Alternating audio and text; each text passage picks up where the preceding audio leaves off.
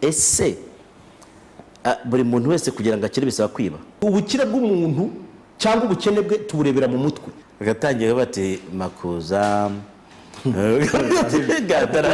uwo mwanya ufata ujya kuvuga abo bantu hari ikintu uri bwungukemo na kimwe. Nakuvuga ko byose bihera mu mutwe. Principe ya mbere yo gukira ndashaka mu ndebe buri muntu wese ashobora kuba umukire. Nizere ko mwese muguwe neza, cyane cyane bantu mwese abamotari mbabwira nti muwe na subira, ndetse namwe abanyatubari ose jamais, namwe abanyamadini wasanga umunsi hari igimana kitubwiye. Anyway, mutabaruka waramutse. Mwamutse neza? Meze neza? Meze neza cyane. Sawa sawa. Hari cyo ikibazo umutima? Ndabifite byinshi mbambaza kenshi. Hari icyegeranyo, sinzi bandi bikiti icyegeranyo giherutse gukorwa hano kuri kwahoze ari Guverineri Gatabazi. Nabonye ejo nibwo nabonye avuga ati Gatabazi yaba ari umuhanuzi. Aha, ako nta kabazo. Impamvu bavuze ngo bibaje ngo yari umuhanuzi, ariko ibintu nabonye kuri YouTube ngira ngo yego kuri YouTube, ariko nubundi ni icyano n'ikigero cya hano. Bavuga ati Gatabazi yaba ari umuhanuzi. Impamvu bavuze bibaje niba ari umuhanuzi, muri kiriya cyegeranyo cyamukozweho bagaragazaga bimwe mu byo yagiye akora n'ibyo yagiye avuga. Aho hari abavuga ngo Perezida Kagame iyo aguhaye inshingano zikakunanira ashobora kukuvana atakubajije cyangwa akakugira inama. nuko avuga kukuvanaho. Ariko n'ubundi kamubaza akabazo k'amatsiko, iyo inshingano zakunaniye ubundi bukora hiki? Buretse gato bwarakeye bimubaho inshingano, hari ibyo agomba kubazwa kuko niko itangazo rimukuraho rivuga. Okay. Bivuze ko hari inshingano atashyize mu bikorwa. Bukeye nanone bubwe yiyandikira ku rubuga rwe asaba imbabazi umukuru w'igihugu n'umuryango wa FPR akomokamo ko byaba batarakoze neza. Kuko ntabwo asaba imbabazi warakoze ibintu neza. Hanyuma ejo umukuru w'igihugu ubwo yakiraga indahiro z'abaminisitiri bashya n'abandi bayobozi yibaje kuki umuntu agira ibyabazwa ugasanga byabaye ikibazo ahubwo. Ariko ibyo bintu najya hano nari kubwira ise ikibazo nuko utabimubaza, ariko ko umuntu accountability nta kibazo kirimo. Impamvu mbikubajije nuko nabonye aho Gatabazi yanditse asaba imbabazi, Honorable Gatabazi, abantu benshi basa nkaho bamugurukanye kandi ryo jambo nkoresha. Ariko nibuze ukuri kwe uramugurukana gute se ko wabyiyandikiye? None kuki mu Rwanda ibyo ni ibintu byeze, kuki umuntu abazwa inshingano ze cyangwa se akurikiranwa ku bintu atakoze neza mu nshingano ze? Akubwiye mikoro yawe ntiyagucitse.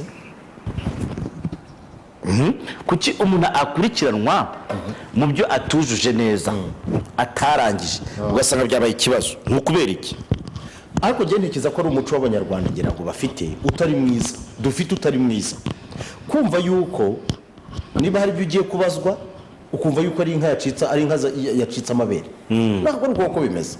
Ikindi cya kabiri, mu gihugu cyari cyo cyose kigendera ku mategeko byanze bikunze inshingano agomba kuba checks and balances, kureba ese ibyo ukora warabikoze, niba utarabikoze kubera iki wagombaga kubikora. Ibyo rero nge ntekereza kuba Gatabazi nge mbere na mbere ndamushimira ko yanditse avuga ati rwose nsabye imbabazi ku byo ntakoze neza, asaba imbabazi wamuhaye uwo mwanya kuko iriya ni nominative position yahawe n'umukuru w'igihugu, asaba n'umuryango akomokamo wa politiki. Ntekereza yuko kuri Gatabazi nta n'ukwiriye kumutera amabuye, ntibamureke ibyo abazwa bibazwe nk'umugabo. Ikibazo rero gikure kuri Gatabazi, ukigira ikibazo kiri rusange. Kiri rusange cyo nabonye ku banyarwanda hari ikibazo kimwe dufite. Dufite utuntu ku mutima wacu ntazi niba ntabyita iki byo guhora umuntu wese mukavuga muti ibibazo wenda yaba yarageze mu bihe byose, iyo ageze mu gihe wenda agiye kubazwa ibyo abazwa mukazana n'utwaboze twose mugashaka kutumushyira ako kanya mukamwereka yuko isi yamumanukiyeho. Igihe cyose abanyarwanda dukunda kujya mu tuntu turi negative cyane, rimwe na rimwe no kumva yuko niba habaye ikintu ugashaka kugira undi muntu ubyikoreza ku mutwe, which is not true. Ejo bundi nibwo nabwiraga absolument, ejo bundi nibwo nabwiraga abana bo muri siporo ni wowe nabwiraga niba ari abo muri siporo mbabwira ariko kuki abanyarwanda igihe cyose tugunda gufatira urugero kuri feriyazi nuba ibyananiranye ibyo dushaka kumva twumva ko abananiwe ari abantu tugomba igihe cyose gutegana iminsi gukora ibintu nk'ibyo ngibyo ngewe ndacyatekereza cyane cyane ku banyarwanda njye nabaje gutekereza ko ari ikibazo cya generasiyo kuko twaciye mu bihe bibi birimo ubutindi ubukene bwa karande n'ibindi nk'ibyo ngibyo bishobora kuba byaratugizeho ingaruka mu buryo buri navuga yuko buri koronike sinzi niba nabivuga gutyo ku buryo usanga umunyarwanda kugira ngo yumve ko yifitemo icyo bita high esteem icyizere cy'uko agomba gukora ibintu no matter what usanga bamwe na bamwe icyo kintu kitabamo ikimbaza nuko bino kuza bijya mu rubyiruko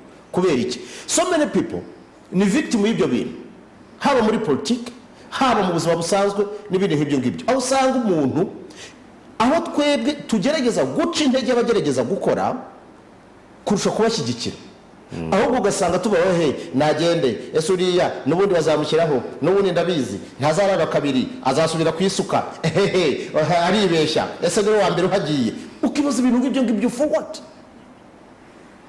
abanyarwanda ari ibihe byigeze kubaho ntituri abakera cyane ariko ntituri n'impinja ugasanga urugo niba ruvukamo umwana wiga bikaba ikibazo ugasanga ni ikibazo abo kwa kanaka mama niyo uyu munsi mukora abazungu se mama bariya ni abazungu ese mama kuki icyo kintu iki cyose njye nabaje nk'uko nabivuze natekereje yuko ari ikibazo cy'ibihe twaciyemo aho wasangaga kuko ndakubwiza ukuri twagize ibibazo bikomeye ngira ngo bishingiye wenda kutigirira icyizere ubukene bwa karande bukanuma ukabona abafite umuryango bakaba bashobora no kujya kubarogesha bariya bakiretse mama bariya ni abazungu ibyo ni ibintu bikwiriye kurangira n'ubu ngubu biracyagaruka mu buryo butandukanye uzi ko aho ushobora gusanga abantu b'abagabo bicara bagafata umwanya wo kuganira downfall y'umuntu uko umuntu azagwa mama se buriya ikipe murabizi n'akanya gateleviziyo kazahita kagwa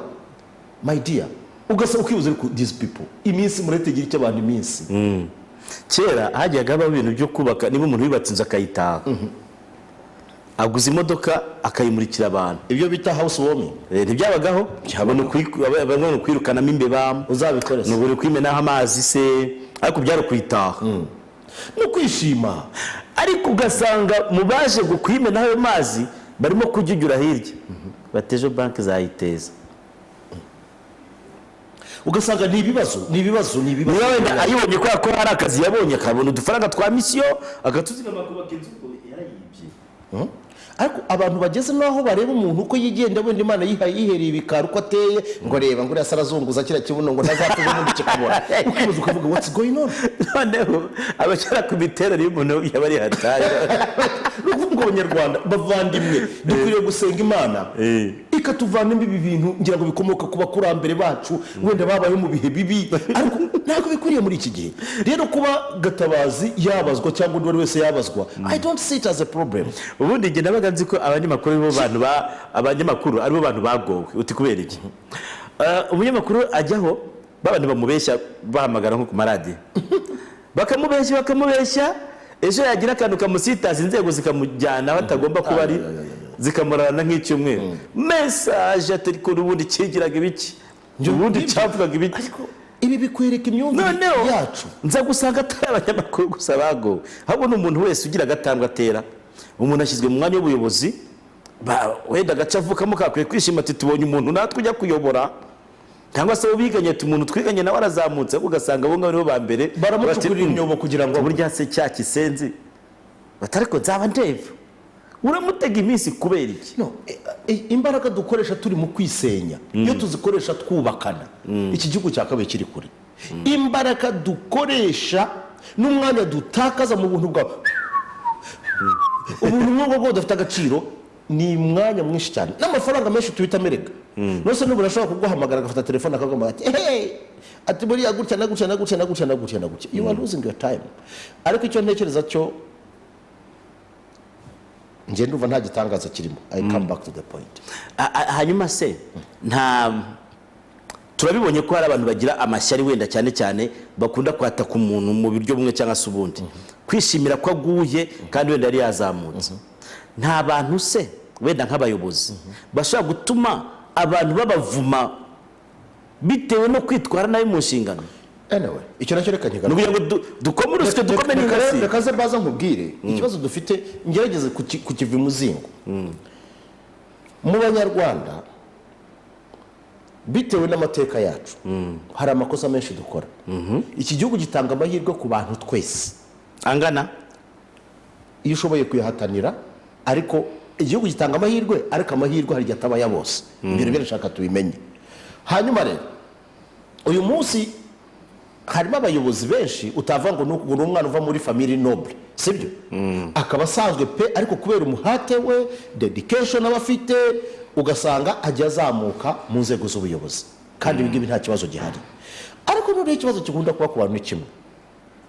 Ibi nabyita ko bituruka mu cyo twita inferiority complex. Urabyumva neza?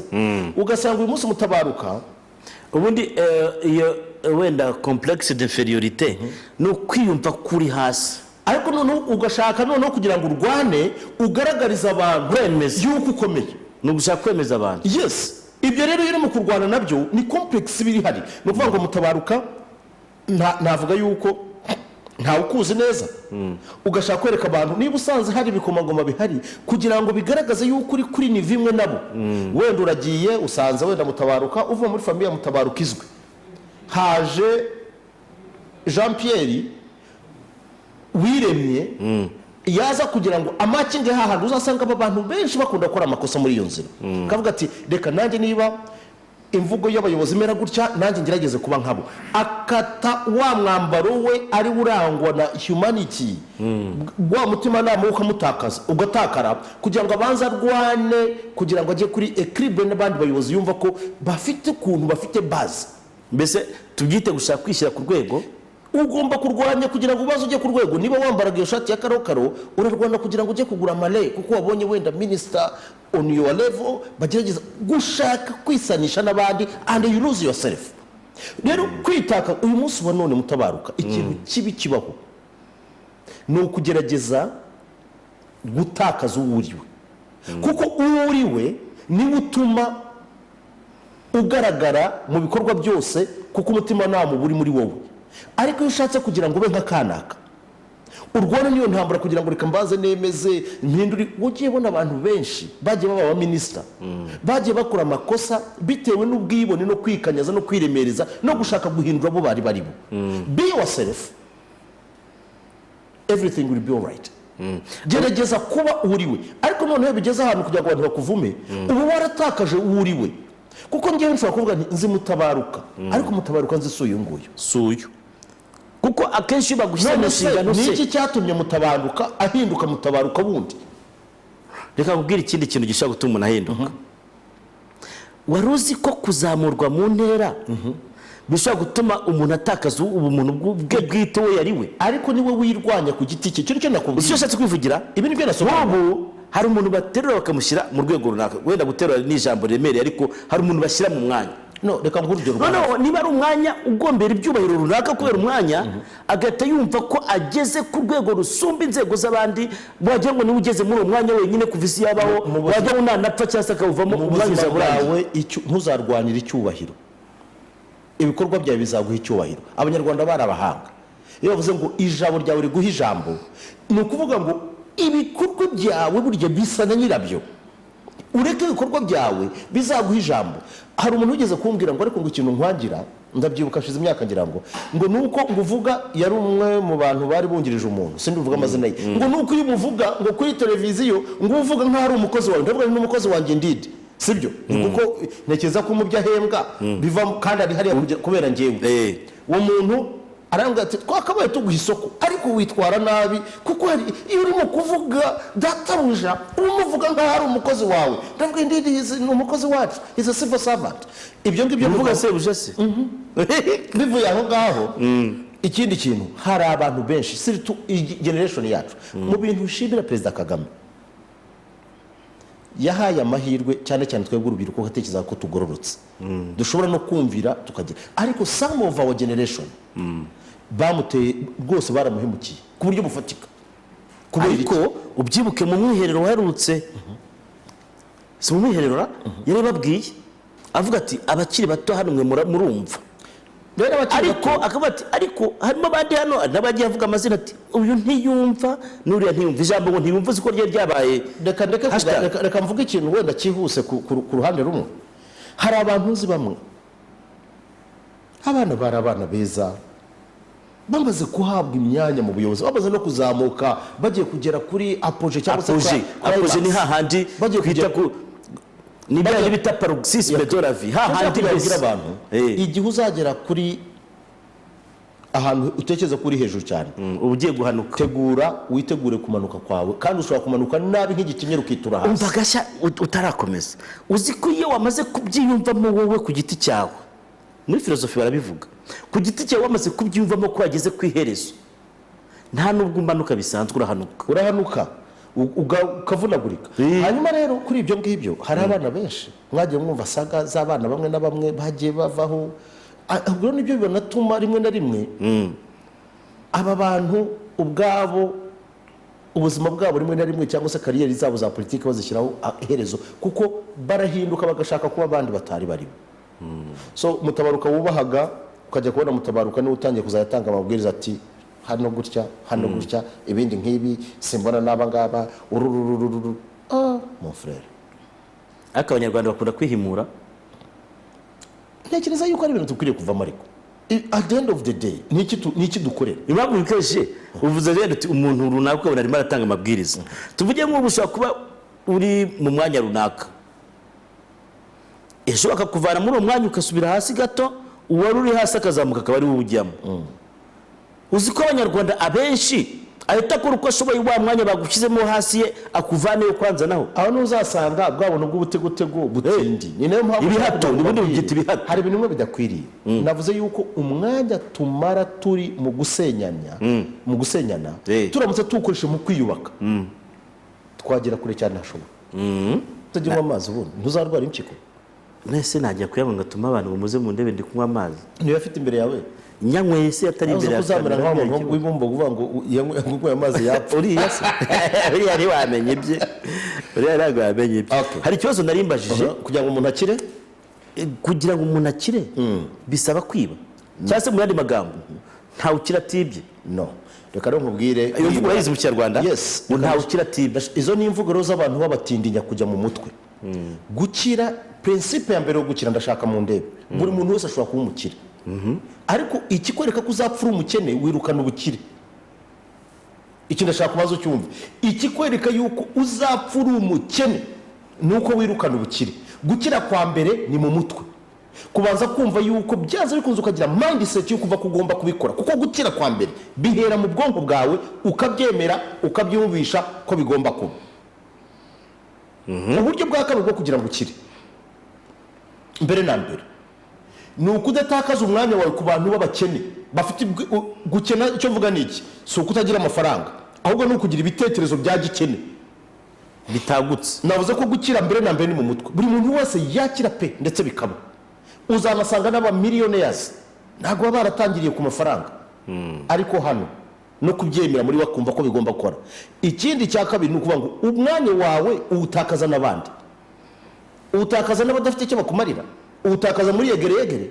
reba bafite icyo bakuruta batekereza, bafite inzira y'amafaranga, abo ngabo aba ari bugira inshuti zawe. ugira inshuti abakire se, abafite ubwenge bwo gukirana ku rwego mbere ko ari mu mutwe. inshuti zawe zibe za nshuti zikubaka mu nzira yo kujya gukira. impamvu rero mbisembaza gutyo urahita ukomeza umbwire. hari igihe umuntu ashaka kwishyira mu rwego rw'abakire akareka kugendana n'abo bareshya, noneho akajya muri ya gurupe y'abakire bahuzwa no kurya ayo bakoreye. no please, umva impamvu mbivuze, genda bigarukaho, ariko nabyumvise nabyo urabizi. noneho wabajyamo bafite ibyo barya n'ibyo banywa aho bicaye, baravuze ati niwe uragura ituri ikurikiyeho, nawe bati Mutabaruka niwe uragura ikurikiyeho, kandi barimo baragura wese nawe ukabijyamo. reka maze gufasha kugira ngo ube umukire. niba ushaka kuba umukire gerageza kuba umukene, wicishe bugufi. kuba umukene bisobanuye iki? amafaranga ufite wiyarya. amafaranga ni nka pipiniyeri, sinkubuje ngo ureke kurya amafaranga, ariko gira uburyo, gerageza kuba nk'umukene, ugira ibyo wiyima kugira ngo ugire icyo ubika kugira ngo ubundi uzakore investment. Kuko uyu munsi wa none niba dufite urugero amafaranga runaka, ikintu cya mbere umuntu yakayatekereza ni ukugura V8, ariko na Vitz ishobora kugera aho V8 igera. n'ubundi iyo umuntu abonye amafaranga icyambere atekereza ikizu kiryoshye n'ikimodoka kimeze nk'iyo nk'indege. V8 utekereje kuba wafata rimwe n'umukabifata no muri credit, ukabuze yuko ahubwo watekereza kugura ibikoresho bigezweho kugira ngo you multiply your income. Ba nk'umukene ariko kugira ngo none binagufashe kubika amafaranga uzongera kongera muri business, kugira ngo ikindi gishoboka gerageza kugira diversification of income.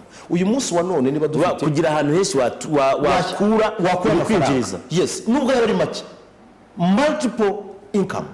Abantu benshi rero ni ikitwica ni kimwe byahere mu mutwe, niba uzi yuko waragiraga inka umva ko ubuzima bwose buzarangira mu nka, ariko hashobora kuza ruhaha ikaze kubita inka zigapfa ugasubira kwisuka. Ese nta bantu babonye bagiye bashora mu korora za nkoko bugacya indwara yazigezemo zose zikarangira. Dufata urugero muri iki gihe turimo cya COVID-19, ushobora kuba business yawe asampusa, urabyumva neza, wari ufite business y'akabari gusa wicururiza akabari, uyu munsi wa none urabona ko uri mu kujya mu nzira yo gukora iki, yo guhomba. Ariko niba wari ufite akabari wenda ukavuga uti mfite n'uburyo bwo kujyana take away, urabyumva, cyangwa mfite n'ahantu mpinga imboga nzana muri aka kabari norora n'ihene, uzazijyana kuri busheri bazibaga abantu bazirya.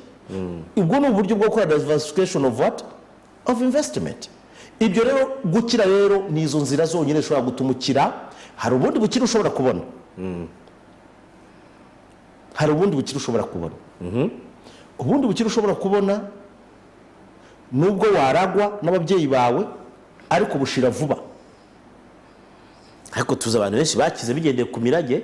Iyo mirage iyo nanone ikintu kimwe, umuntu akuraza ubwo bukire, ariko ushobora kumenya mu mutwe wawe ufite ubwenge bwo gukira. That is a problem. Nakuvuga ko byose bihera mu mutwe. Mutabaruka hari ikintu kimwe, byose biragenderana. Niyo mpamvu nakubwiye ntugomba kubana n'abantu bakira.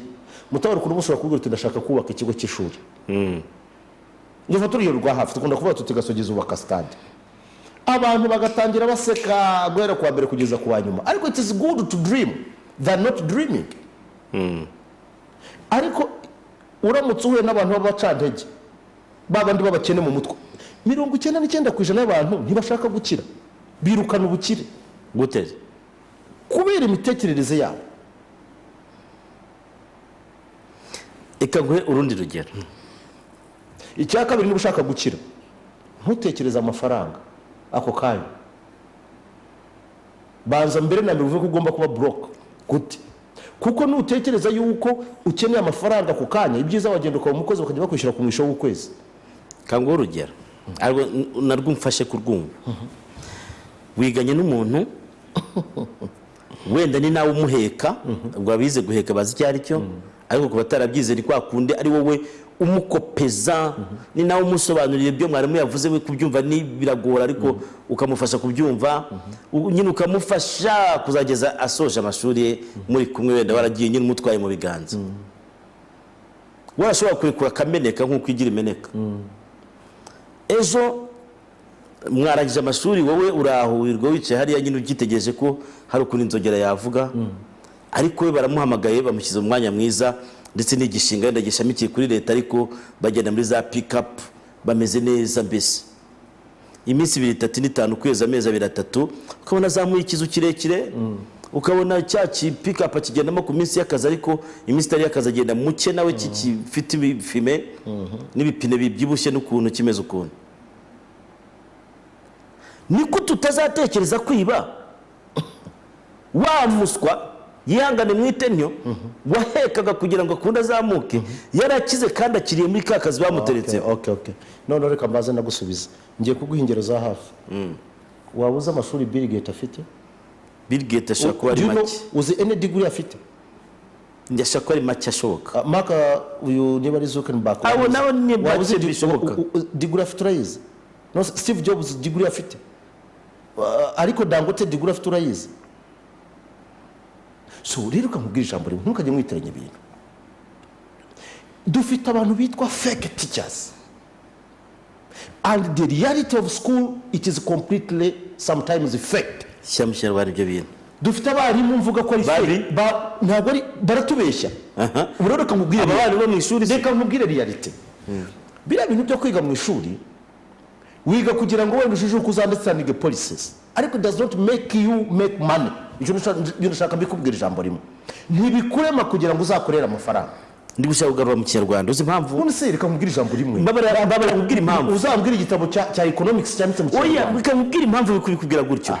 Umbwiye babandi abumbwiye umbaza ama degrees bafite cyangwa se diplome bafite, sanga abenshi ni za ntazo kandi mu badukurikiye abenshi bafite n'icyizere gike cyo gukira. Abenshi nabacikirije amashuri n'abashyira batanagezeyo, avuga ati byararangiye. Ni ukuvuga ngo ikintu cya mbere, ese ubundi wiga kugira ngo uzabone amafaranga? Ndashaka gusubiza kuri ako ngako, niyo mbereka uburozi abantu bariye uko bungana. Wiga kugira ngo uzabone wiga kugira ngo uzabe umukire? Ndagira ngo ubwire, subiza wari sinagusubiza ntavuga. Wiga kugira ngo nibaza ikibazo wijya muri teori, wiga kugira ngo uzabe umukire. Yes, ninakubwira abana bawe, abana bagiye wenda bafite indi ntego mbabwira, ariko nge nigaga ngira ngo nzabe umukire. Barakuroze. Reka nkubwire interuro ya mbere umuntu yasaga mu ishuri. Kabubwire interuro ya mbere twasaga mu ishuri, mu wa mbere baba ngo on étudie pour devenir responsable.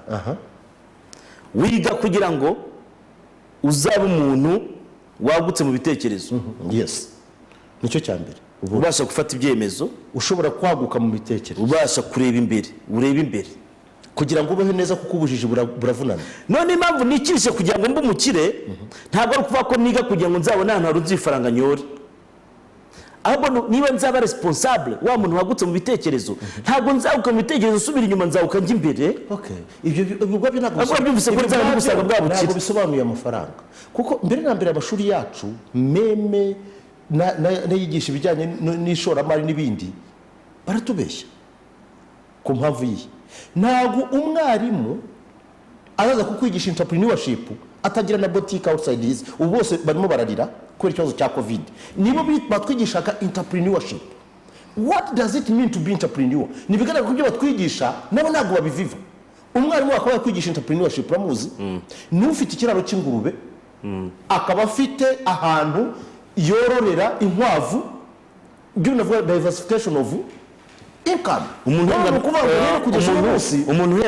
40. Yes, aba mu nzu y'abandi, atega ngo ajye ku kazi, yivuza, agomba kwambara no kurya. Ibyo biraro uri kuvuga yabibona.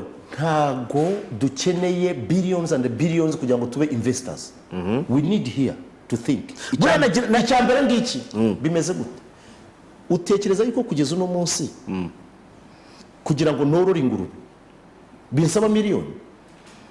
Bisaba kuragirira umuntu ingurube yabyara kamaho gutyo kugira ngo nawe mukize nkajya kuyahirira inteja n'ibindi nk'ibyo. Ariko kubera ya mitekerereze navuze niho ipfira. Ibyo mvuga ushobora kubyumva ari teori, ariko tize practical. Ikindi ikosa dukora twese, twiga batubwira yuko tuzakira, kandi siko bimeze.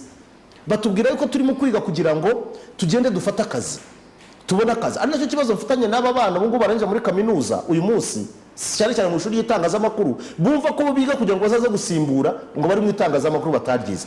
Ubwo ni uburozi babahaye. Reality ngiyi rero, mbere na mbere ntibigusaba kuba ufite PhD kugira ngo ube investor cyangwa kuba ube entrepreneur. Bigusaba kugira ubwenge bwo gutekereza amafaranga kugira ngo understand the value of money. Ariko kugeza uno munsi hari ikintu cyo kintangaza, niyo mpamvu abantu benshi wa mugani bazaniyahura abandi bakaniba. Batekereza yuko ngo bababwiye ngo niba ufite PhD byanze bikunze uzaba ufite akazi kaguhemba amamiliyari, uzaba umukire. It doesn't work like that. Ngiye kubaza ikibazo kigendeye ku byo umuntu abajije hano. Yes, bo byo umuntu ambwiye. Umuntu arangije kaminuza, ibyo mvuga bishobora kubabaza benshi, ariko that is the reality. Umuntu arangije kaminuza, arayirangije mu mashami runaka, ariko ni kaminuza, yambaye igikanzu na cya kigofero atera hejuru, abantu barimo kureba muri stade, wenda yakubise yuzuye minisitiri w'intebe ahari cyangwa se abandi bayobozi batandukanye, bavugana rya jambo nyine ko ubu ngubu baye umugabo. atari umugabo wambara amapantaro gutya ariko ko n'abadamu barimo bavuga ati ubu noneho ubaye umugabo nuvuga ubaye umuntu ufata ibyemezo hanyuma akakubwira ati nshakira akazi wanshakiye akazi cyaza akabwira ati bwira Ken nshakira akazi ntamushakire uwo muntu muvuga iki icyo nashaka kumubwira ijambo rimwe niba uzi yuko tuziga twumva ko tugiye kujya gushaka akazi ni byiza ko ugashaka kujya mu gaining experience ariko utagayininze ko uzakavanamo ubukire icyo nicyo kintu nshaka kujya mubwire abantu benshi tungana n'abandi baduteze amatwi dufasha abantu kuko ibi nta kaminuza izabikwigisha no ngira ngo umunsi nigeze kujya kurecaringa muri kaminuza mu ishuri ry'itangazamakuru mbabwira integration and entrepreneurship ku bantu biga masscom ariko nta na hamwe uzajya kuvuga ngo ugiye gushaka akazi waba uri ministre waba uri ndi nta kazi gashobora guhwanya kuguha umushahara uhwanye n'ibyifuzo byawe by'icyo gihe no ariko nubwo uvuze ibyo reka ngaruka inyuma ariko se kumbaza warize ukagaruka kandi warusubije ntabwo nagushubije ndacyabisobanura ikintu namugiramo inama ni kimwe yajya gushaka akazi atagamije amafaranga agamije kugira ngo abone experience na exposure reka da abenshi se babandi se bagakene ndavuga ntajya kugasaba wenda bakabwira ati ariko wenda hano gashobora kuboneka bati muzampemba ngahe icyo ni ikibazo rero aim ya mbere yo gushaka akazi ni iyi ubu munsi ushaka kubibwira umuntu wese akanseka akananduka ariko ndimo ndakufasha kuvana ubumara bubi buri mu bwonko bwawe aim ya mbere yo gushaka akazi si ukubona amafaranga si n'umushahara nubwo waza ari inyungu ko nta mushahara waguhaza uhari aim ya mbere yo gushaka akazi ni iyi ni ukugira ngo ubone ikikubeshaho no it is gaining experience udafite utaboneye ku ntebe y'ishuri na exposure mu bundi buzima bugusaba kugira ngo waguke burya ibyo mbura mu ishuri buratuvanayo nka 25% gusa ibindi byose ishuri ni ahangaha niyo mpamvu umuntu yambwiye nicyo mpamvu mbwira aba bantu bavuga ngo muhanga umurimo urambwira kwihangira umurimo uri gitifu utagira ikiraro cy'inguma mukanyuza no uretse gato urambwira kujya kuri entrepreneurship uri umwarimu wanjye utagira nibura n'inkoko imwe ndagira ngo ko mwarimu we namwumva kurusha abandi uvuze no bose ni kimwe wowe urabigisha you are teaching what you can't practice abandi bazibazo kimwe ubwo ko uyu munsi wa none nkeneye kwigisha umuntu entrepreneurship iyo nza ko umwarimu mwiza muri entrepreneurial nakabaye mfata abanyeshuri banje nkabajyana wenda mu kizu cy'inkwavu nkabereka what it means to be entrepreneur ariko uyu munsi wa none ndababwira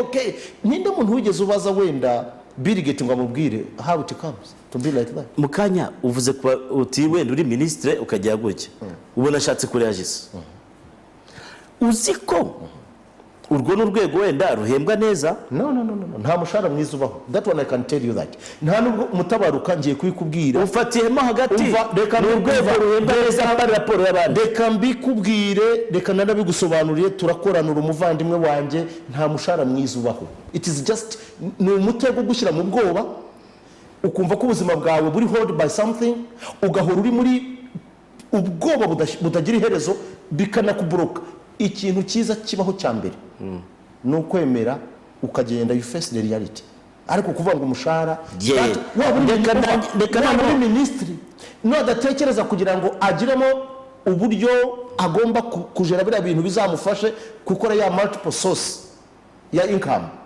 niho uzasanga aziba ibintu byagenewe rubanda reka ndagize igitekerezo cyanjye iyo multiple source urimo kuvuga ubwo buryo bwinshi bushaka kumwinjiza amafaranga uri kuvuga azabukomora kuri ya mafaranga nge nita ko atari make ahabwa nayo birashoboka kuyabyaza mu buryo nta kibazo ariko ibyo byose ayo ahabwa hari ukuntu asumbye kura yanjye niyo mpamvu uri kuvuga inshingano mufite ntizingana none rero sasa uburyo ushaka kugezaho uzi ko abenshi muri izo nzego tuvuze iyo babirukanye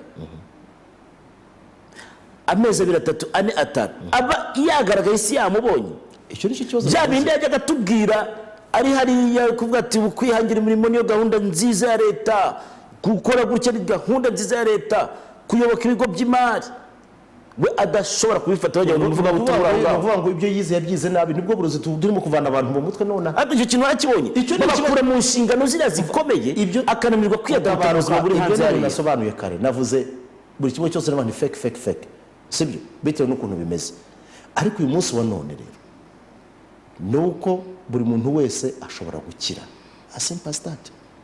Kandi avuze yuko umushahara ni uburozi bukomeye cyane, tutitaye ku mubare w'umushahara. N'uwaba uhembwa miliyoni 27 ashobora kukuruta umushahara ariko wifitiye akarima ka sukuma wiki, ukaba uri umukire mu mutwe.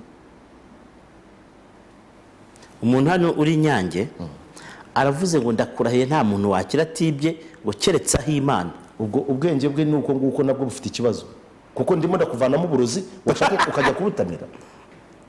Undi aravuga ati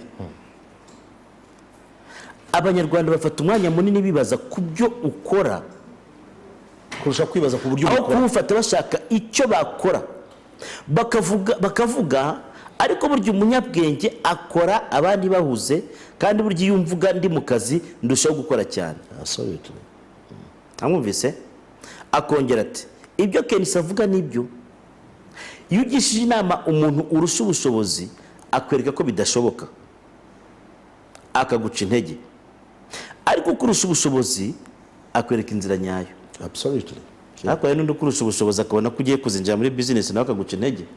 Ugomba kureba abantu no kureba character z'abo bantu ko bateye n'ibindi, nabyo ni ngombwa iyo ugiye kubireba. Umva ko ikintu avuga nawe hari ukuntu umuntu yagitekereza. Undi aravuga ati gukira byo ni mu mutwe cyane, gukora bikagera 40%, amahirwe akagera 60%. Ese ko Kenisi avuga ko kugwiza inshuti nyinshi z'abakene atari byo? Ubukene nta mukene ugira igitekerezo kizima, ahubwo amahirwe azana. Ndashaka nyumva ibi nabisobanure niba tumvise, simbizi n'abantu nabo bazajye bumva. Navuze yuko abo tuvuga si material. Abantu benshi ni abakene mu mutwe, mubona nk'aho bafite amafaranga, ariko umukire tuvuga ni wa muntu ufite ibitekerezo, sibyo? Sinzi niba byumvise. Ubukire bw'umuntu cyangwa ubukene bwe tuburebera mu mutwe, as simple as that. Undi aravuga ati mwaramutse, yitwa Vincent. Nanjye ndi umwarimu wa entrepreneurship muri Nyarugenge. Mbwira Kenisi uti iyo ujya mu itangazamakuru ryawe warabanje kuba mwarimu, ibyo wavuze by'umwarimu ugomba kwigisha entrepreneurship ko agomba kuba afite umushinga runaka ntububivuze. Narigishije, ndashaka mbimubwire kuko byose ni inzira. Inama namugira ya mbere ni imwe, mbere na mbere get out of, va muri gereza yitwa umushahara, nicyo cya mbere. Ntitaye ku nzira uzacamo nibwo uzagira icyo twita a bit of the freedom that require. Ni nabwo twese tuza productive kurushaho. Ngiye umuntu wese mwingingira ko umushahara yawureka, utabaruka nawe urimo n'abandi bose, kuko umushahara ni urupfu. People they don't know that. None ndabikubwira as entrepreneur. Yes. Uyu ati kandi umushahara narabukoreye ku buryo buhagije, ndawuzi pe, n'amarira yawo ndayazi. Sonde yavangwamo n'iki mu bwarimu? Navangwamo n'iki? Ni bya bindi byo kwaguka nagiye mvuga. Kuki se nyine utakomeje ngo wagukuna gumemo? Nashatse experience, nakuvuga ko ujya mu kazi mbere nabyo kugira ngo ube exposed. Ubwo nturi muri babandi no. Bamara kubona bateye intambwe ubwarimu bakabuhunga. Ariko ntekereza yuko ushaka kuba umwarimu ariko ntujye kure education. Niba koko wari umwarimu ukavuga uti noneho ngiye gutera intambwe nandika ibitabo, hari ibindi uri mu gukora bindi. Ubuso urandika? Uzi iki se ko ndi mu kubyandika? Uyandika ibitabo ntabwo byandika ngo bibike iwabo bishyira hanze, urandika. Nk'urugero, ubu si byo ndimo hano ibyo mvuga hano rwanditse bita wandikamo ibingana. Ndashaka nkubaza, ubu bintu usobanura, urumva sobanura ibintu mpica simbizi. Reka no kubaza bisubiza. Kadukora urampinze wowe. Ndakubaza urampinze. Oya ngiye byiri bitabo wanditse nuko ngishaka kubisoma. Bitabo byanjye byakugwisha. Ariko ndimo ndagerageza. Ya ariko nta kibazo kuko nibi ngibi kwandika sibyo ngombwa gufata ikaramu. Burya n'amagambo umuntu azindukiramo iyo atari uguhuragura ibigambo. Ubu sugira ngo nta bantu tuhaye ibyo bari bwandike kugira bavane hamaramuko. Bateze amatwi gusa bandika bati bavuze. Kuko harimo abantu batari na creative by the way. Hano hari umuntu ugira ati umugisha uravukanwa. Icyakwe kukuna abantu twirirwa dutondeka bakire ngo uko barutana. Bikarangira bati bazabisiga. Nitworoheye. Agatekereza uko nabirirwa bari gutondeka ukuntu abakire barutana. Bagatangira bati Makuza, gadarahari uwo mwanya ufata ujya kuvuga abo bantu hari ikintu uri bwungukemo na kimwe. gadarahari atanakuzi nibura ngavuye ati waramvuze fata gitanu ati waramutse Kenisi ati nukuri urakoze kubw'inama nziza urumva yo guhindura uburyo twakora kugira ngo tuve mu bukene. undi ati ibyo Kenisi avuga ndabyemeranya nawe, icya mbere ni mu mutwe. undi akavuga ati ibitabo ibitabo bya umuntu yabikurahe? ntabyo ndashyira hanze ariko birahari bizaboneka. ibi si ibitabo se turi nibi nabyo ni ivomo nubyumva jya kuri YouTube channel ya TV1. turacyarwaye indwara y'ibitabo by'impapuro.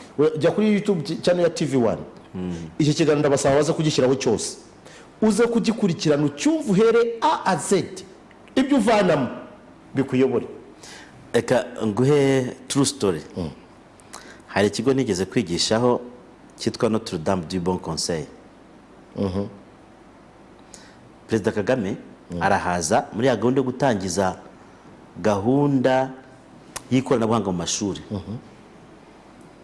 Umuyobozi wakiyoboraga Directrice amusaba ibitabo. Urumva umukuru w'igihugu yahageze kumusaba ibitabo, nabyo ni byiza ko ni mu mashuri. Yaramusubije ati twaje gutangiza ikoranabuhanga, murashaka ibitabo bitari muri za mudasobwa se? Kandi koko za mudasobwa zirimo ibitabo n'igitabo n'udutabo n'ibitabo. Reka nguha akantu koroshye ejo ariko cyumvise icyo kintu icyo uvuga ni ikoranabuhanga, za mudasobwa zatanzwe zuzuye zirimo ibitabo. nari maze iminsi ndi mu nigisha abana bisanzwe, hari agahungu kanje nigishaga imibare, noneho ndamubwira noneho ubwo ufite smartphone n'akana gafite imyaka 8 dore uko bashaka wandikemo gutya, urumva uraza kubona wandikemo ngo mathematics burya nje abana bariya social studies babyigira hose barabimenya, ariko burya nkunda guha umwana base y'imibare hakiri kare kugira ngo ayikunde kandi nkagereza kuyoroshya kugira ngo ayumve. Ndamubwira rero uze kureba ahanditsemo ngo mathematics for P3 ubu ni y'umwaka cyangwa se imibare y'umwaka wa gatatu. asaba ashyiramo arareba ndabona biraje n'ubwo rero iki kintu mpamvu gifite si uko gukina game.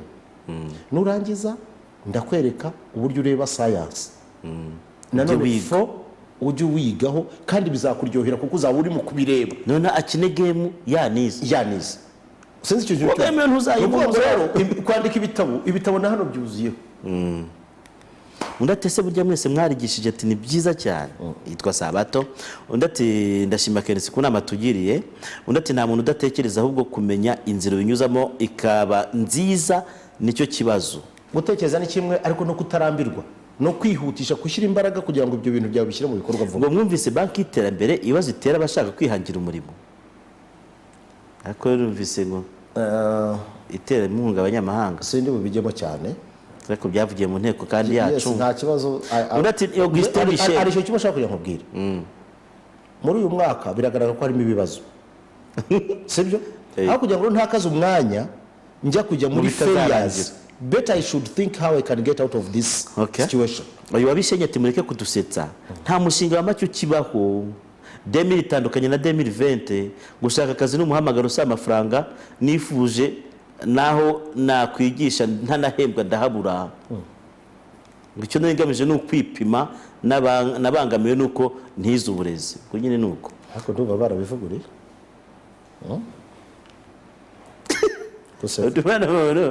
akunda bisoma uko yabyanditse kuko biramutunze. ati njyewe ndi umushumba w'imbwa nzareke kuziragira se ngo nuko ngo ari imbwa. ati nzi ibanga ryabyo.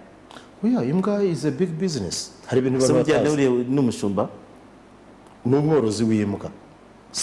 uri uzikurura umworozi ni nyirazo. uri uzikurura uriya ni uzikurura ni umuki. no kuvuga ngo ni umutoza w'imbwa atoza imbwa ariko kunati Kenisi ibintu ari kuvuga ko bari musimbyemera. Example abarimu bigisha amateka y'igihe cy'abami bivuga ko babayeho mu gihe cy'abami se abenshi bigisha geography y'Uburayi se ntibaramukwa ku kibuga cy'indege. ariko icyo nshaka kugira ngo nkubwire, uzi ko abanyaburayi biga geography cyangwa histoire ya Afurika muri maîtrise. Twebwe bitumara iki gufata umwana nkajya kumupakiramo British Columbia yakaba yandastandinga neza amashyuza ariko se byose abyize byamutwara ikibuno, ahubwo se uwo mwanya biri erega burya ni time uko abyize wataye igihe. ntekereza ko ntacyo byamariye bimwe uzi ko ariko byo ouvrir les horizons. okay, ntacyo reka nkureke, ubwo ni bwa bukoroni n'ubundi baduhaye, ariko niba ariko reka twari ibintu byinshi bibi. ntekereza ko abantu dukwiriye kugirwa deliverance itandukanye yo kugira ngo tubuhuke mu mutwe.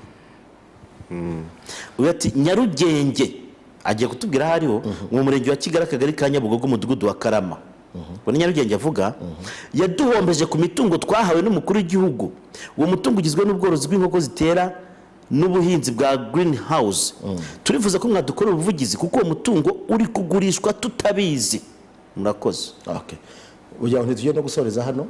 Icyo nababwira cyo iki kiganiro niba ushaka byinshi cyane naza gusaba aba mu ikoranabuhanga bagishyire kuri YouTube channel ya Gasogi ya TV1, YouTube channel ya TV1. Hanyuma kitarimo n'amapublicité wanda kiri bien. Wowe uzukirebe ukige cyane cyane mwebwe rubyiruko namwe bakozi namwe barimo iki kiganiro kibwire mugenzi wa kirebe. Ubwo n'abaragikurikiye barabonamo igisubizo cy'icyo umunyamakuru twa Mubatiza yarakubajije ngo mbarize Kensi niba nabo yemera ko amahirwe aruta amashuri abihuze n'ibyo ari mu kuvuga. Ndumva byavuzwe ibyo bintu nje ntabwo mbyemera, byanavuzwe cyane byanasobanutse ngira ngo araza kubyumva neza.